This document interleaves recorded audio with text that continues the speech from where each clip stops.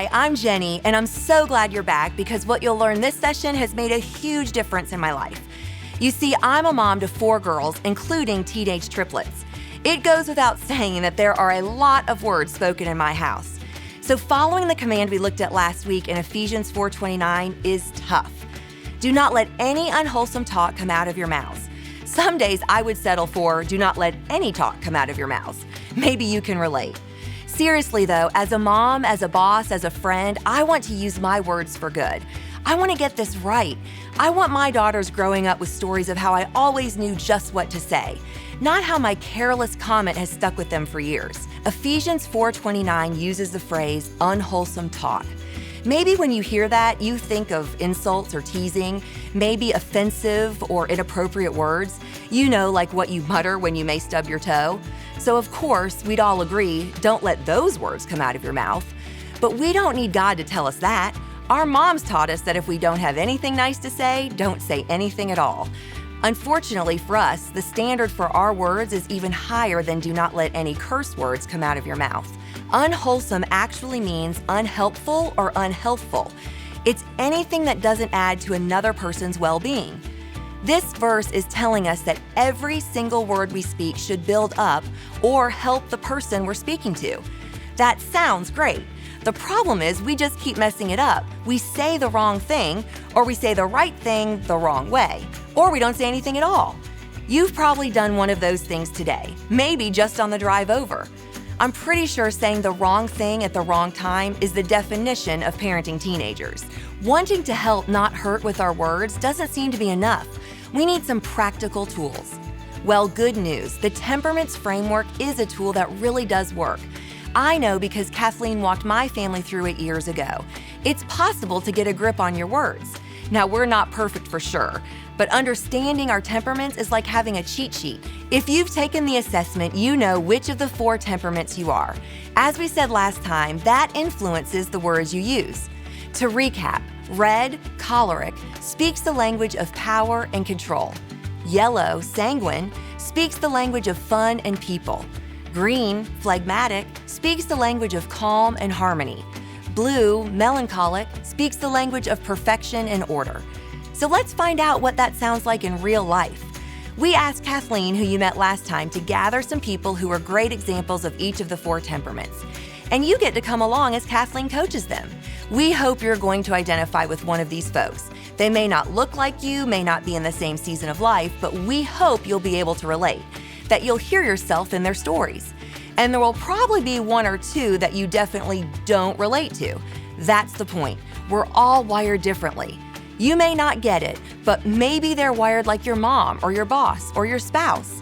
Our goal in this study is to understand all 4 temperaments, so don't get too focused on your own. And one last thing, you've scored the assessment and know your temperament. If you're doubtful or you straight up disagree with those results, that's fine. In fact, it's normal. There's something in all of us that pushes back when we're boxed in. And some of the traits of each temperament are unflattering. Hopefully though, as you hear some real life examples, your results will make more sense. Maybe if you're really honest, they may actually be right. We just want you to listen with an open mind. Okay, enough setup. I'm sure you're curious. Let's go join Kathleen to learn about how you're wired and what that means for your words. Well, welcome. Thanks for coming. Yay. This is going to be a fun journey. It really is. In my office, this is a lot of fun. It's a challenge. We're going to learn a lot of things. So let's go around and tell a little bit about yourself. Me tell first. me, you first. You Okay. first. My name is Tony. I'm 26. Mm-hmm. It's really old. I am. Careful. I know. Yeah, sorry. I'm newly married and I have a little toddler. How old? She's 3.5. 3.5. She's like 4. I probably need to say 4 now. Okay. Her name? Yeah. Dylan. Dylan. Love that name. Strong-willed blessing. Okay. Oh, you know what it is. I know. And why do you know? So my youngest is 3 Okay. and very strong-willed. So I'm Jeremy. I'm 40. I have been married for 15 years. I've got 3 kids, 8, 5, and 3. 2 boys and a girl. And Okay. she's our leader. Okay. The Future leader. 3-year-old. The 3-year-old's your leader. She is. Wow. That's great. Tell me a little bit about you. I'm Leslie. It's none of your business what my age is. And, I have a husband. Okay. We've been married 30 years. I have 5 children. Wow. And have started the next chapter of also having grandchildren. So I've got an 18-month-old grandson and a 15-month-old granddaughter. And it's the reason you parent. Yeah. Okay. Yes. Oh, You okay. could just skip the whole parenting thing. It's You just go right straightforward there. to grandparenting. Oh, That's, there you go. That's the blessing. Yeah. That's awesome. Andrew. Yeah, I'm Andrew, 25. No, not married. Okay. No kids or grandkids. Okay. That's good news. Just me. Yeah. Good. And we'd love that you're here, just you. Yeah. So do you guys know why you're here? Kind of, Little sort of. bit. Kind of, sort of. Let's Kathleen, Yeah. let us in. Well, we're going to learn about temperaments. We're going to learn about your innate wiring from God. And what happens there is you have a core motivator. You have core unique gifts that he's given you. He's given you strengths and weaknesses, right? So that's what we're going to talk about today because you took the assessment, right? So you're going to get your results. So just a little bit about the temperaments to start with, though. 2 of you are extroverts. That does not mean that we like to be around a lot of people. It means that your thoughts and emotions go outward, okay? These people have no filter. So they may say something, right? And then they may say something like, oh, maybe I shouldn't have said that. Or they just needed to know, okay? We're going to work on the extroverts to put a little bit thicker filter on. Then there's 2 of you who are introverts. Hence, thoughts and emotions go inward, okay? Processors. I happen to be one of these people that like to think things through before I talk, right? There's people who talk before they think, and then there's people who think before they talk, okay? Then there's people who are people-oriented. They will pick a person to be with before they pick a task to do. Then there's task-oriented people. They will pick a task over a person. Sometimes people are even tasks, right? So as we're explaining that a little bit, sounding familiar on what you might be? I think I'm gonna take You're starting to feel a little bit of a connection or identity, right? Yeah. So Or maybe some anxiety. anxiety. I feel like I got called out just Yeah, so just a little bit. So you took the assessment. So this first step is acceptance. So we're going to give out the your assessment, talk a little bit about each one. So Leslie's my choleric. She's the red. This person is motivated. Their desire is control and power. This person is strong. They're great delegators. They're dynamic leaders. They're quick in emergencies. The weaknesses, they can be a little bossy, intolerant, or impatient, and maybe speak with a tone. I do not resemble that, Ramon. Yeah. We're going to talk about that a little more in depth. Andrew, my fellow melancholy blue. Yes. Yes. We are motivated by perfection and order, right? And we think analytical, logically, creative, musical, artistic. We can remember the negatives. Be hypochondriacs. Judgment and criticism are kind of things we struggle with. Our very calm and kind phlegmatic green, this would be Jeremy. The green is motivated by calm and harmony. This is a kind, innate person that's great at listening and mediating. The weakness side avoids conflict, doesn't like confrontation, no sense of urgency. So we're going to talk about that as well. The brightest yellow for last, my sanguine friend, right?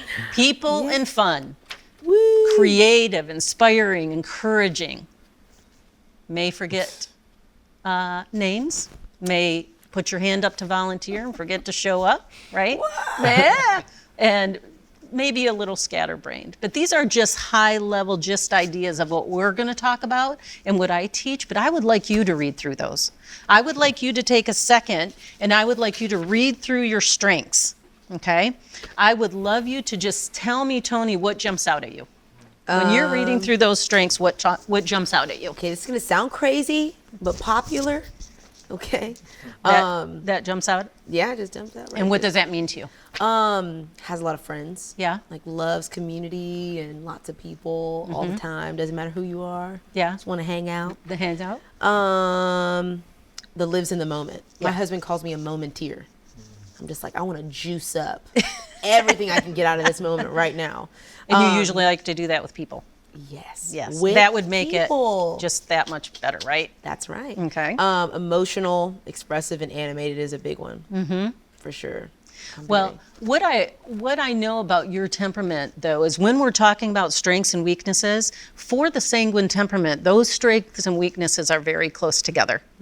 So as we're going to move into the weaknesses, we'll see how close they are. But when you're talking about just being in the moment and doing that with people, what are you doing? How do you communicate with people?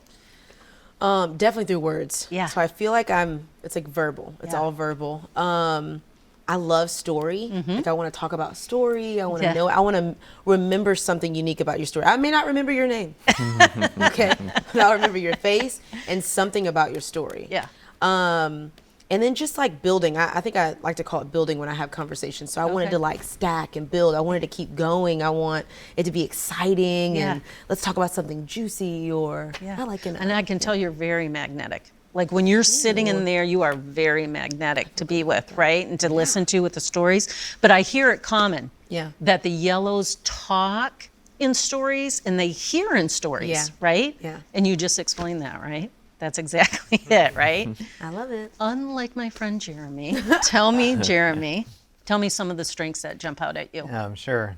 So I resonate with a lot of these: generous, content, easygoing and relaxed, leader, especially shepherd.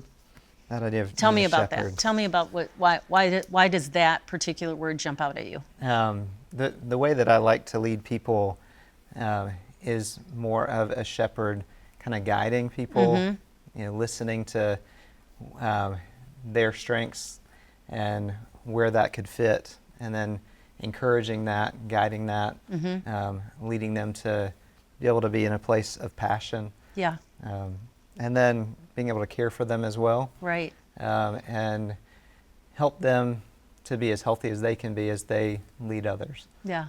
So I hope you're seeing, even as we're talking right now, that both of these two, even as they're explaining their strengths, they're explaining them and the word people comes up over and over, right?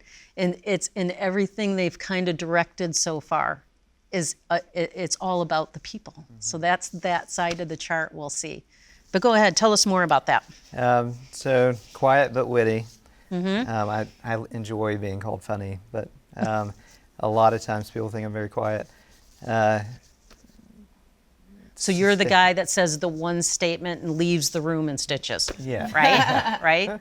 Because I'm married to the same temperament that's you right. are. So I get that. I mean, it's quiet and then all of a sudden. Yeah. Is that what Unexpected. you're Unexpected. Yeah. Right? That's funny. Steady, even-tempered, patient, mediator, negotiator, friendly. How is that? How do you think that's those things that you have said, the mediator, the listening, the friendly? How is that? How do you see that playing out possibly in your work environment? Sure. I mean, it definitely has guided me to what I do. I have for years been the person that people come to share, the thing that they don't tell anyone else. Right. And this is the first time I've told anybody this. Yeah. And so that's a part of it. And being able to provide people next steps. Yeah. I really like to get to hear their story and hear where they're coming from before giving them an idea of what to do. So your idea of story and your idea of story both came up with people, but differently, right? Yours is a caring and a guidance way, and yours is to remember and to include and invite, right? To be, I think you said about everybody to be your friend, right? Andrew, did you have time to look through this? I did. I purposely appreciate gave you giving me some processing time. No, definitely. For strengths, I kind of starred analytical, works well alone, and creative. Okay. Were the three that really stood out to me. So you put analytical and creative together, Yeah. which I love. But you do that, how do you do that in your daily life? Sure. Are they together or are they separate? How are you doing that? I think that at the root of me, it's together, but I separate them in tasks and what I do. Like I Okay. have a financial analyst job where Okay. I'm focused on a lot of that, but then Right. I also do stand-up comedy, Oh, which is okay. more of the creative side. Yeah. So it's interesting to kind of some days I feel like I turn off my analytical brain and turn on the creative brain, and kind of go back and forth. When did you realize, though, that you had both of those strengths at the same time? Like, were you a little guy, or did you do that later? I don't know, probably in school, high school, college. Okay. When I started, realized people thought I was funny, but also I really needed to think about what I was going to say to be funny before I said it. And some comedians are so good at going on stage and just going off the cuff and talking to people in the audience, but I would like to write my jokes beforehand and say them pretty much word for word the way I. But I loved how you explained that, because switching off at 5 o'clock and becoming Sure, that, yeah. right? But really, in essence, you were like this all the time. I think so, yeah. And now it's just getting a chance to shine, right? Mm-hmm. And how are you liking that part? Oh, I love it. It's Yeah? great. Yeah, Yeah, I feel like I you're finally doing have an well. outlet for what? how I felt. I've always felt like I was funny, but didn't really know how to put it out there because I'm not an extrovert. So this is kind of Yeah. a cool way of being able to plan being funny. Yeah, plan being So I'm funny. really gonna get I it love now. that statement. Organized funniness. Organized humor. funniness. That's That's good. very. That Should is be very. That should be a T-shirt. Write that down. Yeah, organized. Organized humor. Organized humor. That's the brand right there. Because obviously we could put Tony just right up on stage, Oh, right, for yeah. your opener and yeah. in the Yeah, last we second, You right? could tell her 5 minutes before we started, and she'd be like, It's "Yeah, like, I yeah, got let's it." do it. Yeah, let's do it. That's funny. Is any other of your strengths jump out at you? No, the works well alone, I think, ties into that because I do like to, whether it's my job or the comedy stuff, I like to work alone and then present it once I've had time to think about it. Okay. So that kind of is a part of both. Yeah, that where is I part prefer of it. to decide what I think about something before I talk about it with other people so that I Yeah. can be confident in what I'm saying. Yeah. Wonderful. Leslie, my Yeah. friend, what do you see jumping off the list of your strengths? You know too? what? Since I already confessed that I'm not going to tell you my age, I'm also going to get out my glasses. So that I can read this thing. Go ahead and get it done, girl. I'm not going to wear them all the 27's time, old. but Yeah. Oh yeah. do you want to know what I resonate with? Yes, I do. Resourceful, pragmatic, and practical. I love Resourceful, pragmatic, and practical. that. Persuasive, not easily discouraged. Mm-hmm. Can control emotions in emergencies. I am your girl. Yeah. If there is something going on that is a mess, I am your girl. And we're going to be even talking about that later, following cholerics when there's an alarm or a fire. Absolutely. Yeah. Do not do start not giving me any of your ideas. Just follow me. just follow. Stay low. We don't She need will any save input. your life, We need right? none of your information. Get it done. Articulates thoughts and ideas well. And I'll tell you, a compulsive need for change. Okay. Yeah. Tell us about that. Tell me about You know, that. what's next? So as things are marked off your box, Yeah, you can just go on to the next thing. Right? absolutely. Yeah. Go back up towards the top of the list again. Okay. Read me again the second thing that you said in there. The You said second thing I resourceful. said, persuasive, And that not easily. not easily discouraged. Wow. And you said that with some passion. Yeah. Yeah. What does that mean? Just, I won't stop. You know. And when you're not stopping, tell me what the goal looks like. Is it a project? Is it something that you're accomplishing? What was I it mean, looking it can like? be the silliest thing. Okay. Yesterday, it was a jet ski that had lots and lots and lots of mildew on it. Okay. And honestly, not my job to fix this problem because it was created by the misbehavior of my 5 children who don't take care of the thing. But I got a bug in my bonnet that thing could look better, and by the time it was done, it looked brand new. Not you just go. better, Yeah. but I did. And but once I got started, it was just Non-stop. And it was not on my plan yesterday, but it became the most important thing, and I was going to see it through. To the end. Yeah. Wow. So what's fascinating too is when we listen to Andrew and we listen to Leslie and their stories, really even you putting together your jokes was a task. Sure. Right? It was a task before you were willing to put your name on it, right? Or feel comfortable enough to step out on the stage. And then also when you're listening to Leslie, task. Yeah. You know, the people are absent. And when they describe, Completely absent. absent when they're describing. Yeah. That's part of the problem. Exactly. So again, in order to really stay in our strengths and really be aware of them, we have to know our weaknesses. So that's where we're going to go now over into weaknesses so we can contrast those a little bit, because you have to know those in order to know your strengths. So let's talk a little bit about weaknesses. Why don't we, since we're talking to Leslie, what do you think about the weaknesses you're reading, since you already have your glasses on? What do you think about those? Truthfully. You know, I don't feel like I really, I mean, these things are said in such a strong way. I don't think I'm arrogant. I don't think I enjoy arguments. I think of myself as very sympathetic. I don't know. A lot of times the hesitations that I hear with the cholerics is that they don't necessarily see their weaknesses as weaknesses. What do you think about that? Well, I would just, like, I don't even think that these are reflective of how I feel I'm projecting myself. Like, these feel like they've gone out of range to me. Okay. Like, I'm way nicer than all this. Do you think that people... And here's another thing, like nervy. Well, yeah, I'm the one that's going to step up and say the thing that needs to be said. Is that nervy, or is that just smart? Is that a weakness not being Or is recognized that as a weakness? courageous? Or is it courageous? I don't know. Nervy or courageous? Which one? It's which lens you look through. Right. Right? Well, I don't like this lens. You do. Well, what would people I haven't do? read all of these. These are not complimentary things to say. And a lot of times when the choleric comes in, what did you say? So their weaknesses. That's why I started with strengths, to kind of give you a, right? But a lot of times stay there. when the choleric comes in to my office, they either own it and say weaknesses aren't weaknesses, or they come in going, I'm always described as the bad guy.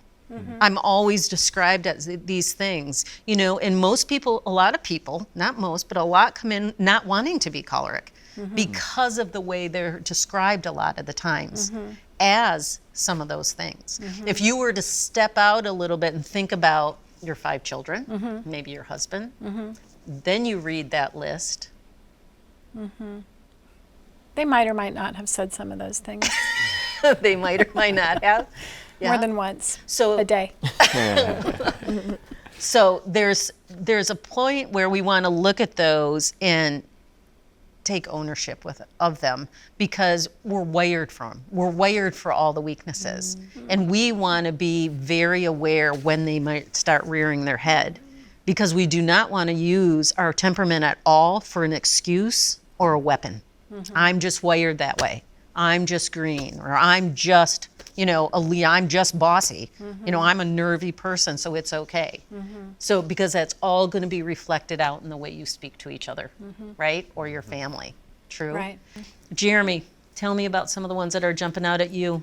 One that I hate is unenthusiastic. Oh, wow. I say I hate. Just Why? I would like to be more yellow in that. Okay. And be the enthusiastic person, like for people to be able to read on my face and my body language how excited I am. Yeah. But instead, it's like all So, underneath. yeah. And then indecisive. I feel like I'm a great decider. Okay. But some of my loved ones don't always feel that way. Yeah. For example, my wife, she'll ask me in the morning, would you like a cup of coffee? And I'll think about it, and several thoughts go through my mind before I give her an answer. And she's Several like, thoughts. it's just a decision. You want a cup of coffee or you don't. Yeah. But I don't always drink coffee, so it's Okay. a decision. So you're actually do I having want a it that process. day? Okay. Do I want that cup of coffee probably for the whole week, like it's going to be that day or not, or a different day. So do I want it that day? So funny. And so, yeah. Yeah. Do I So- want the cream and sugar? Do I want, yeah. And 'cause so it's gotta be all sweet. that thought process is going on in your mind while your wife is ready She's to ready pour to the pour. coffee, Yeah. right? And then she gets annoyed. And what does she say to you? She will say that, like, Yeah. do you want a cup of coffee or not? It's an easy decision. Yeah, and Yeah. it is an easy decision because she has no idea Yeah. the processing that's going on. Every day, a cup of coffee or several is a part of her life. So, yeah. I'm so decisive that sounds exhausting. Like I'm quick to make a decision and live with the consequences. Yeah. You know, like if I can't sleep tonight because I drank that coffee too late in the day, Oh, there's well. tomorrow. There you go, right? And I'm like, I've experienced that before, so let me think about it. Wow. Do I want to experience that Wow. again? And for me, I would just be thinking, oh, she made the coffee. I should probably have some so she doesn't feel bad. Whether you wanted it or not, right? You're going to just at least And sip then, on yeah, it. at least take it in the car Yeah, maybe and then not. dump it You're out. gonna make her feel good just by taking it. Oh, that's so sweet. Okay, what would I do? Okay, I'm making the coffee. I'm like, do you You want made it. French press? Do you want to do like a cold brew? So coffee needs to be fun. Yeah. What can we put in it? What Okay. cup are we going to use? Yeah. What if it was all that information? Yeah, I'll drink water. Yeah, exactly. He would just, I had a feeling he would either just say no or I'll just have water. Anything else jump off it? Sure. So a lot of these do, but I don't want to take up all y'all's time. Represents being No, pushed. please. So don't back me in a corner. Oh, yeah? I can get pretty stubborn and like it's almost like a volcano happening. So like this peaceful, calm guy, it's unexpected. If I feel like I'm being pushed Yeah. or disrespected, I'd rather watch. So there are some things I love to engage in, and Okay. I have a high work ethic for, I love my job and we'll go the extra mile. But sometimes in group conversations, if somebody else says it, then I feel like I don't have to say it, or we'll kind of wait and see if someone else says it. Yeah. If I have an idea, and then I'll put it in. So I have to push myself to speak up. And this is what one of the things, a couple things that I just love about this temperament is now that we're talking a little bit more, we see that where Jeremy sits is on the people side, but he's an introvert, which is fascinating because if we stay on how people describe introvert and extrovert, this particular temperament kind of falls through the cracks. And actually, Leslie, it affects your temperament as well because you're an extrovert, but you really would rather do tasks first. Yeah. And when we're thinking about extrovert, we think, oh, people. But that's why I really encourage you to think of it in these terms, because this is what's going to give you really understanding of your temperament. The other thing Jeremy said that I think is very worth repeating is this quiet, gentle temperament can take pushing for a very long time. But when they're pushed into a corner, they're going to fight or they're going to flee, right? And usually they flee. They'll leave the home, they'll leave the party, they'll leave the job, right? But if this temperament decides to fight, they can make the very strong warrior of the choleric look like a kitten. Wow. It is so explosive and so out of the norm, really, right? Yeah. Has that ever happened to you when you said you're pushed into a corner? It has. Could Do you I kind of wanna share show this us that it's story? I don't there? think I want to sit next to Jeremy anymore. So, an example. Yes. I'm in a drive-through at a fast food restaurant. We're starting a road trip, and unfortunately, there's other people in the car besides my immediate family. My sister-in-law's in the car, so she got to see this. So that because I have a quieter voice, I've heard for years, speak up. I can't hear you, so I'm talking, pretty loud to the microphone, and the lady's getting my order wrong, and so I'm asking her to change things, and she is obviously getting irritated too, and she's got an attitude. So finally, they don't have something that I'm trying to order, or it's not working out. So I just kind of erupted, and I hit the horn and was like, fine, I'm going somewhere else, and left the drive-thru. And he did. He hit the horn. Peeled out of- My very sounds yellow like peeled sister-in-law out of was the like, I can never see my husband do that. Yeah. I can't believe you did that. You were pushing into so the I corner. was pushed in the corner. Give it to him, Jeremy. Yeah, I love that. Who's boss? I love that. And he fled, right? Oh, that's he good. left. Yeah, that's Yeah. right. Yeah, I yeah. did. Wow, definitely. Andrew. The ones that I marked, skeptical, false humility, standards often too high, as much as I hate to admit it, insecure socially, and too reserved. Well, tell me a little bit about false humility. Sure. I feel like sometimes I'll be. I'm sorry. It's such a funny one. So awesome. I'll put. I don't know what you guys are talking about. I think I'll put myself below someone in an interaction, not to make them feel better, but to make myself feel comfortable. There you go. So it kind of is Very a well false said. humility situationally, just Yeah. because that's kind of my comfort zone, for like the attention to be on them. So to kind of let them,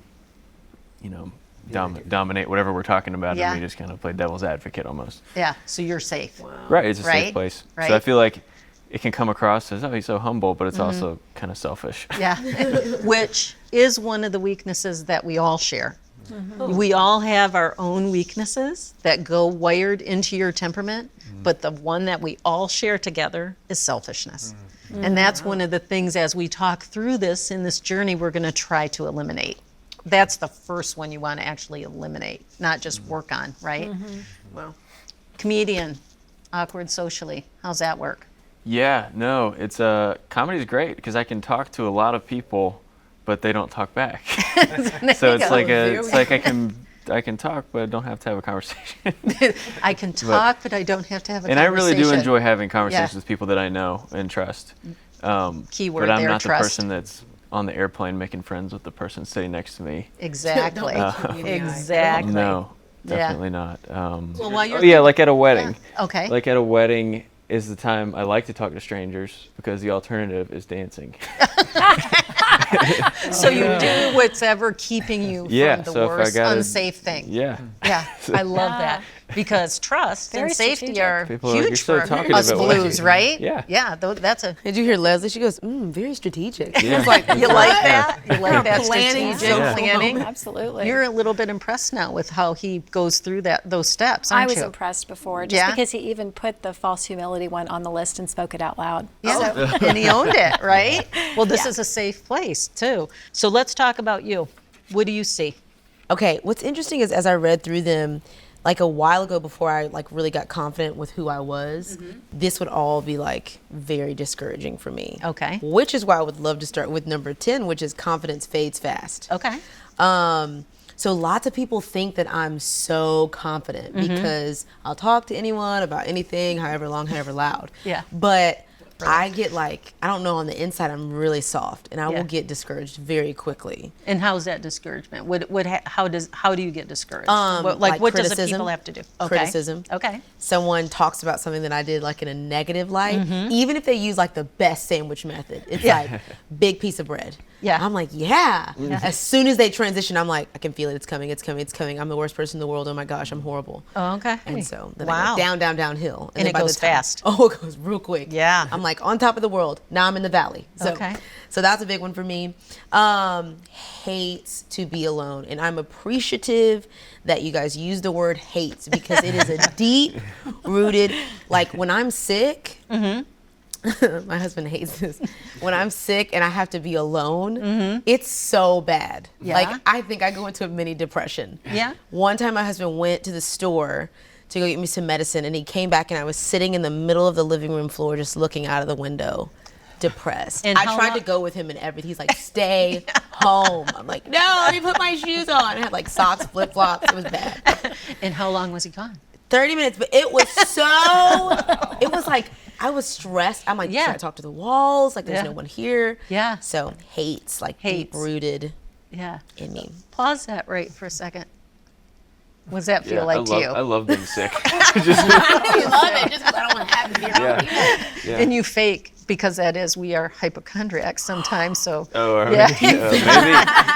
I'm is learning. that what you do to be alone? I don't know. That's Yeah. a good idea. I might start doing that. So what do I you know. think when she says that? She hates to Hates be being alone. alone. No, it's She's funny. I just just pictured a golden retriever looking out the window, waiting on Yes, the to come. that is look. That's perfect. Okay, it's so weird. Yeah. Like It's I not just weird. I'm in the Andrew camp though. What? Oh, you yeah? know, get sick. That's a good solid 2 days of solitude that I don't have to make an excuse for. The non-productive 2 days Oh my gosh. that I would never give myself. Yeah. So Non-productive. you actually use it as a relief. It's a retreat. retreat, It's like, right? oh, I'm sick.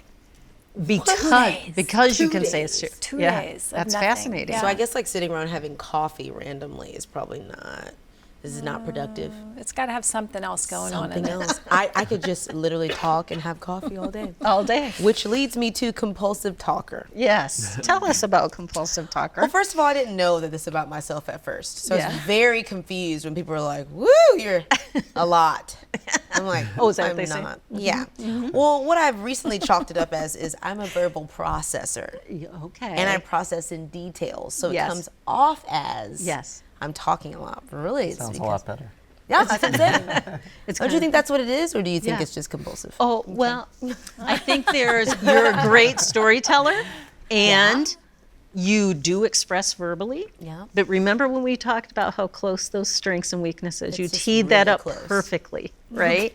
Because it does not take long from you to go from being a good storyteller to exaggerating and elaborating.